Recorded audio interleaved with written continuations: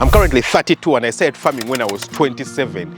I started with almost nothing. I just graduated as a medical doctor, saved up the money that I had to started on my dad's land, and 5 years later, I've grown up to become a very great and influential farmer in my country, but not only in my country, all around the world. I produce a lot of products. I produce day-old chicks, I produce eggs, I produce manure that I sell to people, I produce a lot of knowledge, and I've grown the farms to great scale. Now, here is 8 pieces of advice that I would give anyone who is starting out, because over the time I've made mistakes. I've personally made mistakes that I've learned from, and if I had the opportunity to start again, some of these I would correct, some of them I actually did perfectly well. I'm going to be sharing these 8 pieces of advice to you, and I'm hoping that if you take them and implement them, they'll completely flip your life around. So stick around right to the very end. First step, be in it for the long term. Yeah, so when I was starting out farming, I knew that this is something that I'm going to be doing for a long time. Yeah, a lot of people, when they go outside there and they start businesses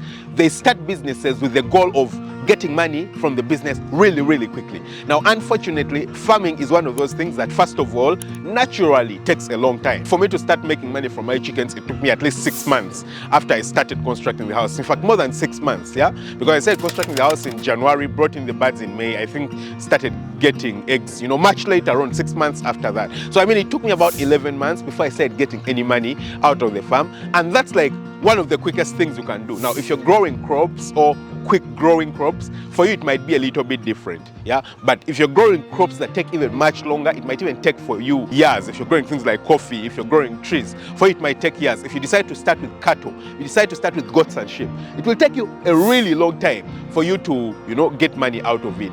But the reason I'm saying this is that if you don't think long term, then you're going to make really rash decisions. You're going to make decisions to try and get benefit and get results in the short term without you concentrating on, efficiency, long-term efficiency, getting the best results out in the long term. What are some of the things that you look at if you're considering, the long-term results of the thing? First of all, where are you placing your farm? Yeah, are you placing your farm in a particular place just to get money short term? For me, for example, I placed my farm in a rural setting. What one would consider a rural setting. If I had money, or if I had some form of money, I could have decided to place my farm in a very small urban setting and, get money from there. But what would the advantage have been at that particular point? It wouldn't have been big, because what that means is that if I do want to expand, I wouldn't have had the land to expand. That is the first thing. Yeah. Number 2, the competition over there would have been so much for me. So in me thinking long term, I made decisions where I wasn't thinking about the immediate effects of gratification at that very point, but I was thinking about, first of all, I'm going to suffer. I'm going to have to work really hard. I'm going to have to put in the effort. I'm going to have to dedicate myself. I'm going to have to, hire people all around. And these drive your decisions. So don't think about that moment. Remember that you're going to be doing this for the long term, and let every decision be a decision that will actually turn out to be positive and get you great results in the long term, and not just a moment when you're looking at it. Second up, build a brand. Now, unfortunately, most farmers never look at farming this way, yeah? For them, it's not about building a brand. I'll tell you something about building a brand. Building a brand places you far and above and beyond everyone else, yeah? It isolates you from the market. It makes you appear different from everyone else who is in the market. And what that means is that, number 1, you can almost be guaranteed that you're going to be present when other people are failing, because, people are more likely to choose you. Number 2, you're more likely to charge higher prices because you do have a brand. And number 3, people are more likely to be interested in working with you because you do have a brand. So you need to build out a brand. Don't just start outside there and just be like every Tom, Dick and Harry. Now, building a brand takes a really long time. It's not, something that you just get up and start posting a Facebook post or one random thing over here and there, and then, you have it done. No, for me particularly, for example, when I was starting out, I decided to go with the brand name FarmUp. Now, the other thing you need to remember is that a brand name is not really a brand. Yeah, one is just a name, but another one is a brand. Another one is, how people see you. Now, of course, it starts with the brand name. Yeah, and so I came up with the brand name FarmUp. And this was very critical. It was very, very important for me, because I needed to isolate myself. I needed to show the difference between me and everyone else who is in the farming field. But also, I needed to make sure that people understand that I'm doing farming. I'm not doing any other thing. So FarmUp seemed like, a great idea. That is the first thing. But second of all, I decided to start making content. Yeah, I decided to start making posts, training people, teaching people on Facebook, on YouTube, on different platforms, yeah, training and teaching people, giving them tips about what I do. And then what that does is that with time it opens you up and people get to understand what you do. And now when you start selling stuff, because they've already been seeing what you're doing, number one, they associate it with quality. Number two, they associate it with trust. And number three, that means that you can charge higher prices for whatever you're doing. Yeah, so build a brand. Yeah, don't just be in things for the short term. Build a brand, be in it for the long term. It will take you a while, but you'll be surprised when now your brand carries you forward. I mean, in the future, many years later, it will be your brand to move you on. So always build a brand. Number three is focus on one thing. I mean, don't focus on too many things. Now, this is a mistake that I see a lot of people doing starting out. And personally, I was also going to fall prey to this when I started out. I mean, when I started out, I was doing layers. I mean, I also wanted to do broilers, but because of the area that I'm in, it wouldn't make too much sense. So I decided not to really go with layers. But I wanted to do, local chickens, to do ducks, to do turkeys, to do what, all these things in the same place. And it's quite, tempting, yeah, because when you start a farm, it feels like, well, I already have the land, I already have, why not just add these other things, add this, add guinea fowls, add geese, add turkeys, add all this. And it's okay, yeah, you might feel like that's a good thing, but then what that means is that you're not going to focus on becoming really good at one thing. For you to become excellent, you need to become a master of one thing. If you try to do all things, you're just going to become a novice. You're just going to become, average at all things and not a master of anything. Yeah. Unfortunately, the world rewards masters. The world doesn't reward average people. So for you to excel, for you to be different, for people to understand and see you as, a shining star, then you really need to concentrate on one thing. You need to give in the hours into one thing. You need to get as much knowledge, get as much training, get as much exercise, as much experience in just one thing. Once you focus on one thing, then most likely you're going to have great success in it. Now, of course, it doesn't make sense because for a lot of people, when you think about it, you're thinking to yourself, well, I think I need to put my eggs in different baskets because what if this one thing crashes? Then I can resort to something else. Unfortunately, things are more likely to crash if you're doing many things at a go. Because what that means is that you're not giving your attention to one thing to try and make it as successful as possible. Yeah, you're giving your attention to so many things. And that simply means that, things are going to come tumbling down. Yeah. So focus on one thing. If you've decided to go out and do cattle, focus on cattle and make them work. Do everything you can to make them work, and once it has exploded, then you can go further and branch it to another thing. Also become good at it, then go into another thing. Yeah, it doesn't make sense for you to just keep spreading your arms and wings and try to do so many things, and in the end you don't end up doing any of them well. Yeah, you'll just end up failing at all of them, and then you'll hate the entire farming field. Number four, forget about family and friends. Yeah, now this is something that I've been attacked for, and it's a bit controversial, but it has worked for me, and if it has worked, it works. And I also know that it has worked for a lot of people. You see, when you're starting out a farm, especially when you're in your 20s, you're a young guy, yeah, you feel like you want to involve your family, you want to involve your parents, you want to involve your sister into the farm, into the running of the farm. Unfortunately, that is the worst time for you to involve them. Yeah, I'll tell you the best time for you to involve them. You see, when you're starting out, you're still getting a grasp of things. Yeah, you're still getting a grasp of this, getting a grasp of that. You're getting some influence, outside influence. You're learning stuff. You're trying to get a grasp of things. Now, it's natural for you to gravitate, for example, towards your parents because number one, they're probably in their later years of life and you're thinking to yourself that maybe I need to get them occupied and get them stuff to do. That's number one. Number two, you imagine that they certainly do know more than you. Probably they were keeping chickens when you were younger or they were keeping goats when you were younger. So you're thinking, I'm already doing this job of mine. I'll just tell them, to help me do this work. It's natural for you to gravitate towards them. Unfortunately, it's completely the wrong decision. Yeah, I'll tell you why it's the wrong decision. It's going to be very difficult for you to implement or to influence decisions. Yeah, unless you have parents who are very supportive, and by very supportive I mean they are willing to let you be independent and make the decisions. Yeah. Now, unfortunately, the other parents or family people, in trying to be supportive, they're actually being sabotaging, or they're sabotaging the business because they imagine they know. Yeah, they imagine they know stuff, but in all honesty, they don't. They don't. If they knew stuff, then when they started that farm earlier on, it would have exploded. It would have become really big. Yeah, you're trying to start it, you're trying to do it because most probably they failed at it. But now here you are, and for some reason it feels like they know stuff, they want to direct you on what you're doing. No, you want to be the leader. Yeah, you're the visionary. You're the person who has come up with the idea. You want to implement your ideas. You want to implement all the things you've learned on FarmUp, all the things that you've learned in other places. You want to implement them and get the best results. And having them in control simply means that, first of all, because they are your parents, you want to honor them. It's going to be very difficult for you to, first of all, oppose things that they are telling you. It's going to be very difficult for you to cause changes because they will be resisting it because they still feel like, they are brilliant. Yeah. So it's not great for you to utilize them at the beginning. Just forget about them. Get other people, hire other people. It might cost you a bit more money, but hire other people. Now, I understand that the reason you might want to hire them is because you feel like you can trust them.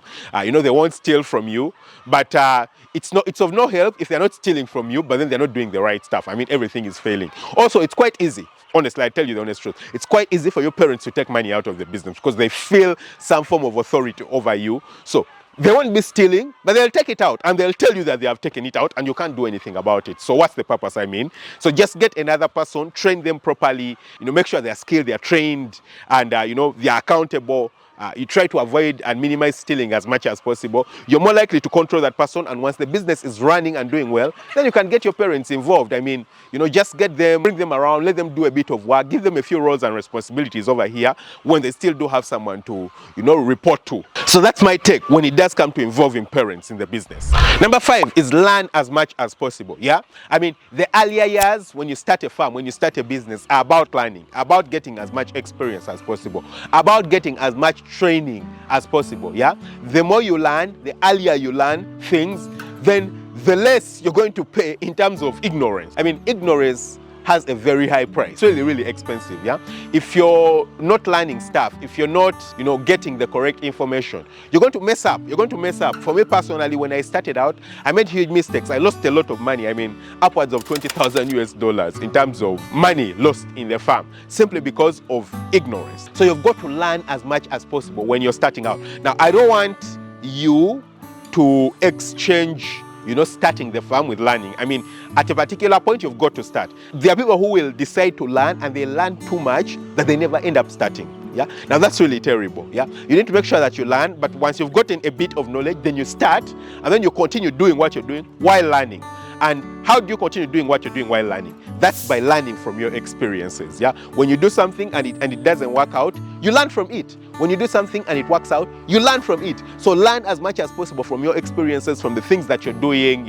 Let them give you the information, the insight that you do require to make great decisions in the future, and implement all these things. Yeah, when you learn something, implement it on the farm. For me, for example, earlier on, I lost a batch of chickens. This should have been about 1,000 chickens to a disease called fall typhoid. They got sick and they died. Yeah, I learned from it. I learned how to, first of all, implement biosecurity, how to never compromise when it does come to biosecurity, and that's something that I've implemented. I never compromise with it, and I've thus far avoided such ill issues, such illnesses going forward. I've really tried to avoid them going forward because I learned in the past. Yeah, so try to learn as much as possible from your past, and when you learn something, implement it. It will save you disaster going forward. Step is that you're not in a competition. So you need to remember that you're not competing against everyone in terms of making your farm succeed. It's all about you. So take it at your pace. Yeah, as long as the business is profitable, there is no need to show off. I've seen it very commonly where someone starts a farm and they're like,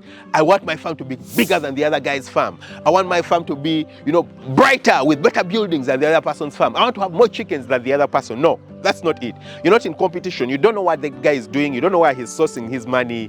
You don't know, how he's implementing his systems on the farm. You totally don't. Yeah. And so if you start a game of competing against other people, of competing against your peers, you're like, whoa, I have my friend who is a doctor. He has started a hospital. I want to make more money than him. No, if you start competing with other people, then you're not going to do what's best for your business. Yeah, you're going to do what's best for your ego, for your selfish interests, but not what's best for your business and not what's going to bring you the best results from the business. Yeah, so you need to remember that you're not competing. Take it one step at a time. Implement the things that are going to help you get great results. Yeah, forget about running as fast as possible. If you do everything really well, then the farm accelerates itself. Yeah, for me, I mean, a lot of times, like I keep saying, when people look at me, they don't understand how I've managed to grow this quickly and implement things this quickly. But it's because I have my own vision. Yeah, I'm not competing against anyone. I mean, there are people who have much bigger farms, there are people who have much fancier farms. I mean, look at my houses. You know, it's an iron sheet, for heaven's sake. Yeah, it's just an iron sheet. And people have built houses using, you know, environmentally controlled houses. They have AC houses. They have all that kind of stuff. I'm hoping to get there one day. I know I will get there one day. But right now, I'm moving at my pace. Yeah, I'm moving at my own pace, and I will implement it, and I'm having great changes because I'm moving at my pace. So it's no competition. Do it the right way, do it your way, and once you do it the correct way, it will accelerate itself. You'll have great results, and people will admire you. That's the thing, people will admire you because you're not competing against anyone else. You're living life on your own terms, and you're happy. Point number 7 is that you've got to work so damn hard. Yeah, you've got to work hard. I mean, resting is overrated. Yeah, overrated. I mean, I have a friend who, I mean, a while back, I would keep asking him, hey, I never see you resting. And you know what he'd tell me? I rest when I die. That's what he believes, you know, for him, he rests when he dies, yeah? And I love that. I mean, resting is overrated. There's this whole thing of work-life balance. I mean, work-life. I mean, in honesty, there's nothing like work-life balance, yeah? Everyone has a different, I would say a different perspective and view of life. For me personally, I don't view resting and, you know, enjoying, going on holiday as something that's so important in life, yeah? For you, if that's what you're working towards and that's what's fulfilling for you, it's okay, go for it, yeah? But if you find fulfillment in working and getting great results for work, then go for it. Don't let people make you feel like because you're working and you're implementing all these things on the farm and you're not getting too much time to rest, then you're crazy and you're a weird kind of person. You're going to get stressed out, you're going to burn out, at some point you're going to regret. No, it's nothing like that, yeah?